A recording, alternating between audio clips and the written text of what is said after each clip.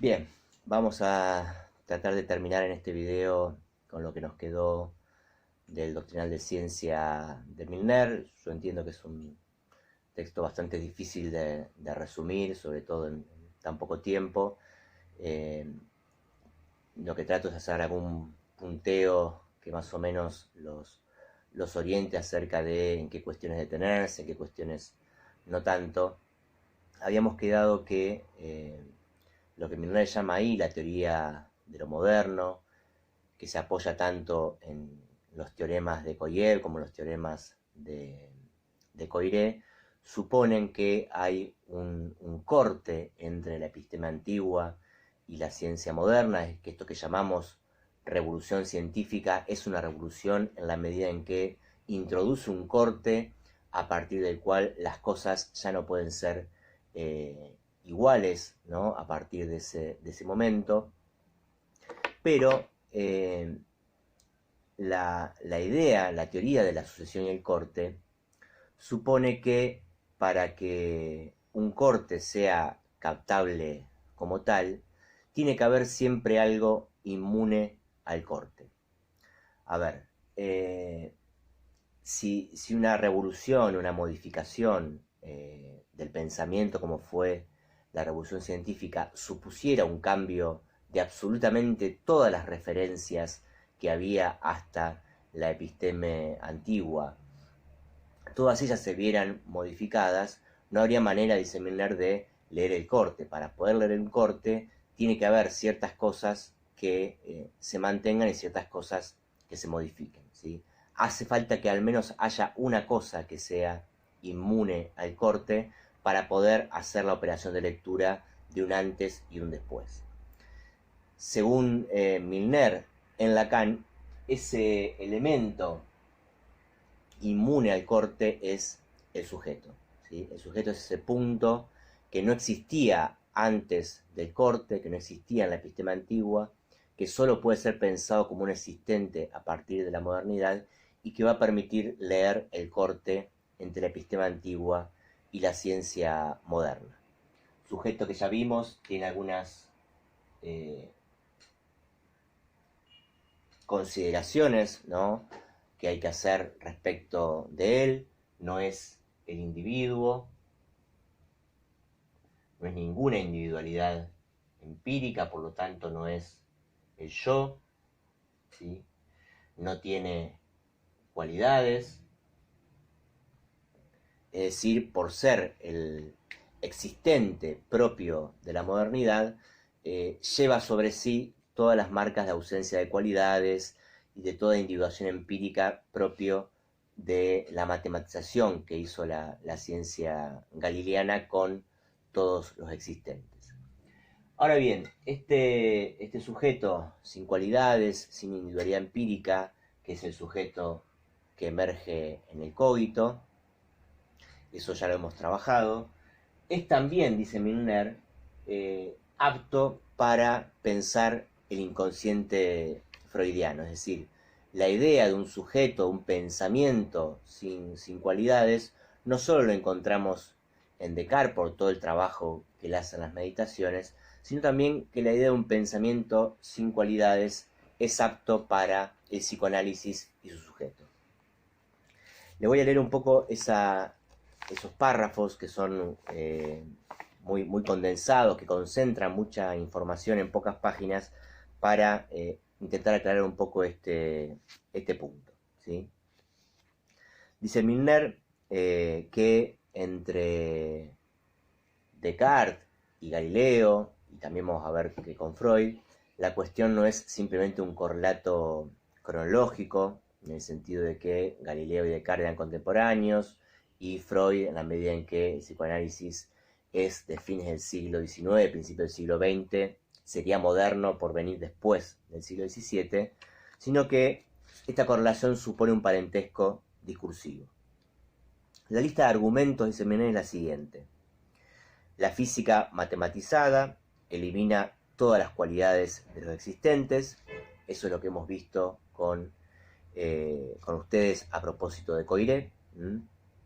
Acá es el punto donde me parece que convendría a la hora de estudiar este texto o a la hora de preparar los contenidos de este primer cuatrimestre, ir arrimando, ¿no?, las diferentes lecturas que han ido haciendo hasta ahora, porque de alguna manera el texto de Milner es como un gran condensador de todas esas cuestiones, ¿sí? Ustedes tienen que ir leyendo el texto de Milner, que insisto, tiene una dificultad característica propia del texto, pero que si ustedes lo van leyendo con los demás textos que fuimos dando de la materia, muchas de las afirmaciones un poco duras, cerradas, ¿no?, por el estilo axiomático de Milner, se pueden entender un poco más, ¿no?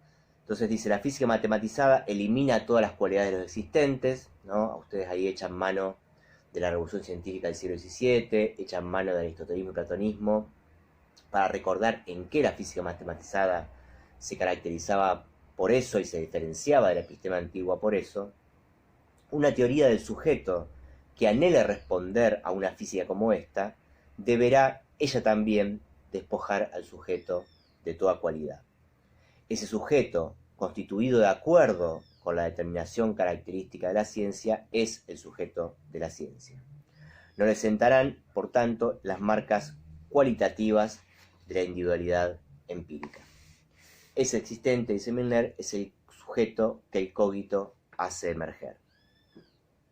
Correlato sin cualidades, supuesto a un pensamiento sin cualidades, ¿no? Y ahí ustedes echan mano de Descartes y lo que hemos visto de la lectura que Lacan hace de Descartes, en qué sentido el pensamiento, el pienso, ¿no?, al que Descartes llega con su cogito, es un pienso que está vaciado de cualidades, porque no es pensar en nada, no es el pensamiento en el sentido del contenido, sino el acto mismo de pensar.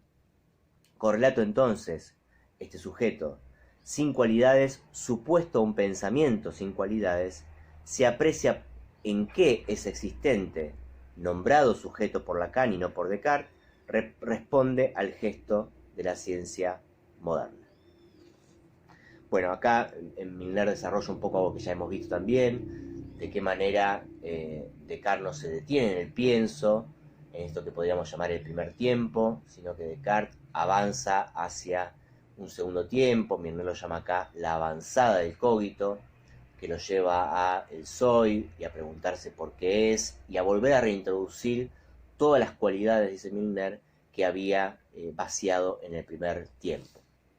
Y explica por qué Lacan se entiende que se ve necesitado de detener el cogito en el primer tiempo para conservar así este sujeto que el cogito había hecho emerger, que es el sujeto del psicoanálisis, pero que Descartes después deja escapar con la avanzada del cogito. Ahora bien, y este es el punto que quería comentarles en cuanto al pasaje que hay de Descartes a Freud, o la vinculación que también Milner, como en otros textos, encuentra entre Descartes y Freud. Dice, el pensamiento sin cualidades no solo es adecuado para la ciencia moderna, Lacan demuestra que también es necesario para fundar el inconsciente freudiano, ¿sí? Hay pensamiento en el sueño, ¿sí? Hay un pensamiento, ese es el descubrimiento freudiano, hay un pensamiento que no se corresponde con la conciencia de sí, que no es el pensamiento consciente. Si hay pensamiento en el sueño, dice Milner, Freud constata entonces que hay inconsciente, que ello piensa, ¿no?, que ello sueña, que ello ríe, que ello falla, ¿no? Las diferentes formaciones inconscientes pueden ser pensadas a partir de un pensamiento que no tiene correspondencia con el pensamiento consciente, que tiene sus propias leyes y sus propias reglas, ¿sí? Dice Milner entonces, el inconsciente, en tanto que el psicoanálisis tiene que ver con él, no es pues ni ajeno al sujeto ni al pensamiento. Decir que el sujeto no tiene la conciencia de sí como propiedad constitutiva es rectificar la tradición filosófica, es decir, a Descartes del segundo tiempo, ¿no?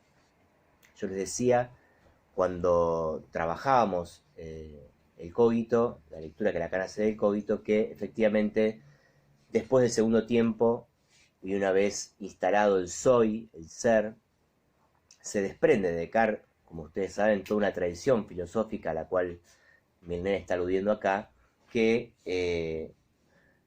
queda asimilada a la conciencia de sí, a la conciencia transparente a sí misma, a lo que en términos metapsicológicos llamaríamos el yo, pero que a pesar de esa avanzada del cogito, ¿sí? Una conciencia de sí, una marca de identidad empírica, bueno, todas las características que no tiene el sujeto, es posible extraer de allí esta noción, que es la noción de sujeto de la ciencia, a la vez sujeto cartesiano y sujeto freudiano. Ese es, les diría, la parte central del texto en lo que tiene que ver con el sujeto y con la explicación de la ecuación de los sujetos, ¿no? Esos dos primeros puntos, la ecuación de los sujetos y la teoría de lo moderno, podríamos decir está resumida o concentrada en estos puntos que les fui comentando. Ahora bien, hay algunos puntos más en el capítulo que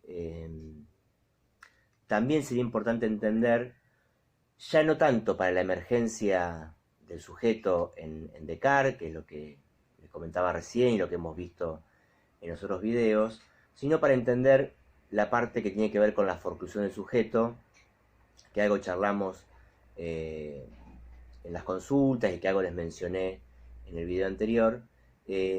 La parte que queda del capítulo tiene que ver con algunos elementos para poder pensar esa forclusión en la ciencia. La primera cuestión para introducirnos en eso es la siguiente. Milner plantea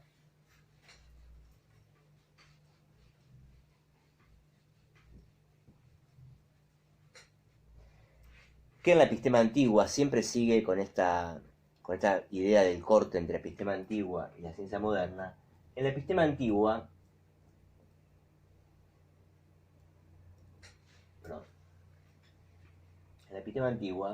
que es una episteme con una física que ya era matemática, ¿sí? Milner dice que en cierto sentido la epistema antigua era más matemática que la ciencia moderna, que la diferencia es que la ciencia moderna es matematizada más que matemática, que la física aristotélica era una física que recurría a la matemática, pero la matemática en lo que ésta tenía de emparentada a lo eterno y a lo necesario, ¿sí? Retengan por ahora esto. La epistema antigua, la física aristotélica, la física matemática que se desprende de Aristóteles, era una episteme, una ciencia, entre comillas, ¿no? Con coherencia dejamos ciencia o reservamos el término ciencia para referirnos a la modernidad, pero usémoslo acá de una manera un poco más laxa. La ciencia que existía, dice Milner, en la epistema antigua, es una ciencia que se vinculaba con lo necesario.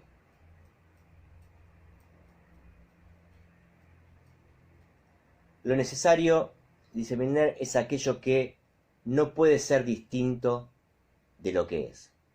Efectivamente, necesario es una categoría que está en Aristóteles, es uno de los elementos de lo que se llama el cuadrángulo aristotélico. No me voy a detener ahora en eso, ustedes lo habrán visto en filosofía. Está lo necesario, lo contingente, lo posible y lo imposible. La idea de que la ciencia en la epistema antigua se emparente con lo necesario es la idea de que se emparentaba con aquello que no podía ser de otra manera que de la que era. Y que por lo tanto la matemática quedaba efectivamente vinculada, incluso en Platón, al mundo de las ideas, pero porque los números y la matemática tenían cierta proximidad con lo eterno, lo necesario, con lo que no cambiaba, etc. Mientras que lo característico de la ciencia moderna, según Milner, es que la matemática ya no pasa tanto por la cuestión de lo eterno y lo necesario, sino que la ciencia moderna depende de lo contingente. Y ese punto es muy importante porque la teoría del sujeto en Lacan, según Milner, depende de esta consideración acerca de lo contingente. Solo se puede pensar el sujeto con una teoría de lo contingente y no con una teoría de lo necesario.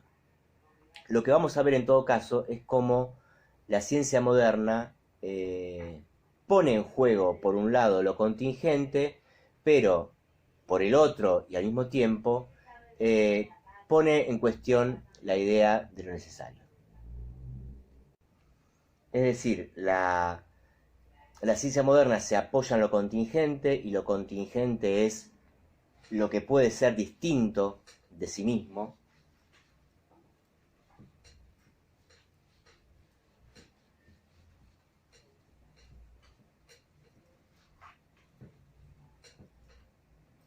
Voy a limpiar un poco el pizarrón y a ordenar un poco las ideas para que no sea tan difícil, es un tema complejo.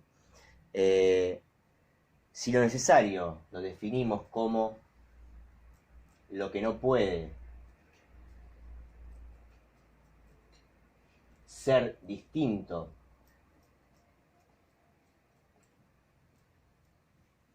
de lo que es, ¿sí? La contingencia, dice Milner, se define por lo que puede ser distinto de lo que es. Es decir, lo que puede cambiar, lo que puede variar. ¿De qué manera, según Milner, estas dos categorías, que son categorías, insisto, aristotélicas, que ya vienen de la episteme antigua, la ciencia moderna la reordena o las pone a trabajar de manera diferente? Dice Milner que la ciencia moderna es una ciencia de lo contingente, es una ciencia de lo que puede ser diferente de lo que es, pero que sin embargo, una vez que el saber se consolida en una episteme, queda fijado a la letra de la fórmula, es allí donde la ciencia pasa de lo contingente a lo necesario, ¿sí? Es como decir, las cosas son de manera contingente, pueden ser múltiples y diferentes en un momento, pero a partir de, y ese momento es importante, es constitutivo de la ciencia moderna, pero en un segundo momento, cuando eso se cristaliza, se fija en un saber, que ese saber es el saber de las fórmulas, el saber altamente simbólico del lenguaje de la ciencia, allí cae sobre lo necesario y ya no puede ser distinto de lo que es. Fíjense de qué manera Milner ejemplifica y cómo esto concierne directamente a lo que ocurre con el sujeto, ¿no? Dice Milner, la estructura de la ciencia moderna, estoy en la página 65, ya casi sobre el final del texto. La estructura de la ciencia moderna se apoya enteramente sobre la contingencia. La necesidad material que se reconoce a las leyes es la cicatriz de esa contingencia misma. Cada punto de cada referente, de cada proposición de la ciencia, aparece en un instante relampagueante. Retengamos ahí la cuestión del instante porque ya hemos visto que el instante es la temporalidad del sujeto, es la temporalidad que le corresponde al sujeto por emerger en ese instante que es el cogito, que es el pienso. Leo de vuelta. Cada punto de cada referente, de cada proposición de la ciencia, aparece en un instante relampagueante, pudiendo ser infinitamente diferente de lo que es. Eso es la contingencia, ¿no? Pudiendo ser infinitamente diferente de lo que es. Desde una infinidad de puntos de vista. En el instante ulterior, en el instante siguiente, la letra lo fijó como es y como no pudiendo ser diferente de lo que es, salvo cambiando de letra, es decir, de partida, ¿no? En el instante ulterior, la letra lo fijó como es y como no pudiendo ser diferente de lo que es decir, lo necesario, salvo cambiando de letra, es decir, de partida, ¿no? Esto quiere decir que no se puede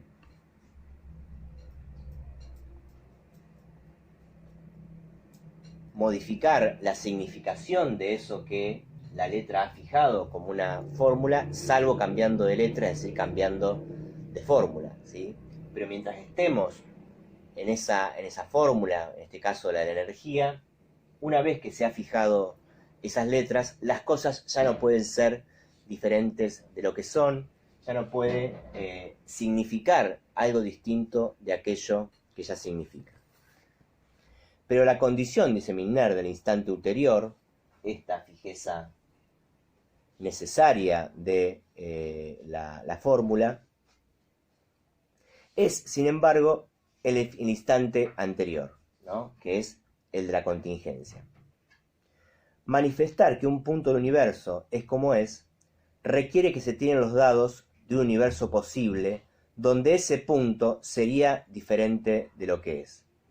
Al intervalo de tiempo en el que los dados giran, antes de volver a caer, la doctrina le dio un nombre: emergencia del sujeto, que no es el tirador no existe, sino los dados mismos en tanto que son inciertos. Ese es el punto clave, les diría, de esta última parte del texto, ya no la que se ocupa de la ecuación de los sujetos y la teoría de lo moderno, sino la cuestión que tiene que ver con lo necesario y lo contingente. Ese párrafo y el que les voy a leer a continuación, les pido que cuando se acerquen nuevamente al texto después del video, le presten mucha atención, ¿sí? La condición de este instante por el que conocemos a la ciencia, que es la formulación, el planteo de fórmulas y de leyes universales que no pueden ser distintas de lo que son una vez que están escritas y puestas en fórmulas, la condición de ese instante es un instante anterior en el cual las cosas podían ser distintas de lo que son. Esto es lo que Lacan llama en Saber, Verdad, Opinión, que la ciencia olvida la verdad en estado naciente, ¿no? Que hay un momento de contingencia, de no saber, ¿no? El momento en el que el esclavo de Menón se equivoca y no acierta con la fórmula de la superficie del cuadrado. Es decir, hay un momento de contingencia, un momento de indeterminación, podemos asimilar esos conceptos de contingencia, de indeterminación, donde no se sabe, que es condición para este segundo momento donde las cosas quedan fijas, donde ya no pueden ser diferentes de lo que son y se vuelven necesarias. Esos dos tiempos, el de la necesariedad y el de la contingencia, da cuenta, según Milner, de la emergencia y la forclusión del sujeto. Por eso dice, manifestar que un punto del universo es como es, requiere que se tiren los dados de un universo posible donde ese punto sería diferente de lo que es, ¿sí? Piensen ahí en la cuestión de psicoanálisis cibernética, los juegos de azar que Lacan trabaja ahí, porque esta referencia que hace Milner a la actividad de los dados tiene que ver con ese punto, ¿no? Hay un momento en el cual los dados están girando en el aire, ¿sí? Donde no se sabe todavía, insisto, donde es contingente el resultado, donde puede ser 1, 2, 3, 4, 5, 6, es decir, hay un momento de indeterminación, de contingencia, en el cual los dados están girando en el aire, y hay un segundo momento en el cual el dado ya cae, ¿sí? Y el resultado ya no puede ser diferente del que es, ¿sí? Cae 2 y es 2, cae 3 y es 3. Esta metáfora de los dados, que no es más que una metáfora, pero es una metáfora muy ilustrativa de lo que Milner quiere plantear, esta metáfora de los dados muestra claramente dos tiempos, un primer tiempo y un segundo tiempo, que son correlativos de un primer tiempo y un segundo tiempo en Descartes, de un primer tiempo y un segundo tiempo en la ciencia. Solo que en la ciencia, como decíamos la vez pasada, el segundo tiempo no es simplemente un desvanecimiento del sujeto propio de su emergencia, sino una forclusión, ¿sí? Este primer tiempo es el tiempo de la contingencia, es el tiempo de la indeterminación y es el tiempo del sujeto. El sujeto, dice Milner, emerge, el sujeto del inconsciente, el sujeto de la ciencia, el sujeto cartesiano y freudiano, emerge en ese instante en el cual los dados están girando, donde las cosas pueden ser diferentes de lo que son, donde no sabemos todavía qué va a caer en ese dado. Ese es el momento o el instante del sujeto. Y hay un segundo momento que ya no es el de la contingencia, sino el de la necesidad. Un segundo momento que ya no es el de la indeterminación, sino la de lo determinado,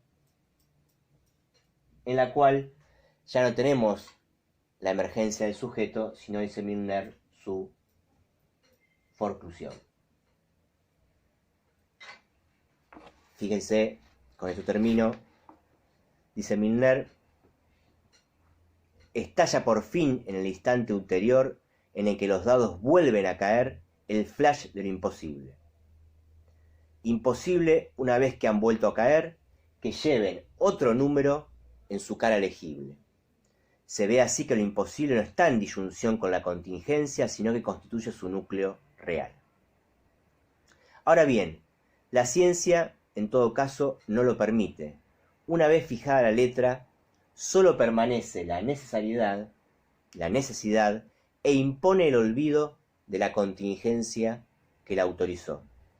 Lacan llama sutura a lo inoportuno de ese retorno de lo contingente. La radicalidad del olvido es lo que Lacan llama forclusión.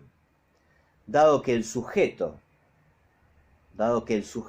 es lo que emerge en el paso del instante anterior al instante ulterior, sutura y forclusión son necesariamente sutura y forclusión del sujeto, ¿sí?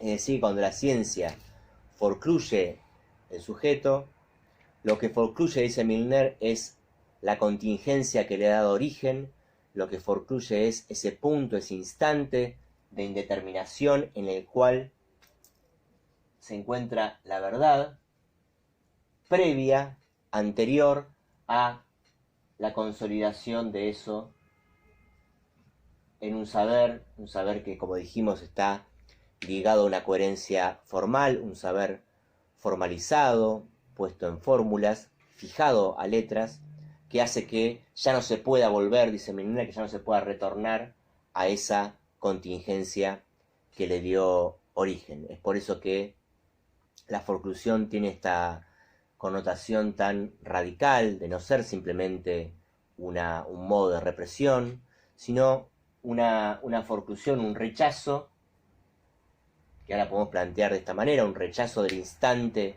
anterior, un rechazo de la contingencia que le dio origen, que no permite volver sobre esa contingencia, sino que la forclusión establece que no hay, no hubo, ni habrá sujeto. Bien, bueno, espero que con este punteo se puedan aproximar al texto de Milner mejor, con más herramientas, y bueno, en todo caso, las dudas que vayan surgiendo las podemos ver en consulta el martes, el último martes que tenemos previo a las vacaciones, y bueno, seguramente después de las vacaciones haya que retomar las consultas y cuestiones de este primer cuatrimestre antes de comenzar con los desarrollos del segundo. Esperemos que el segundo cuatrimestre nos encuentre ya en la facultad, que podamos volver a la presencialidad, y si no, bueno, seguiremos acompañándolos desde estos espacios, de estos videos y de la plataforma de Classroom, para que por lo menos esta cursada particularmente atípica sea más llevadera. Bueno, espero que anden bien y les mando un gran saludo.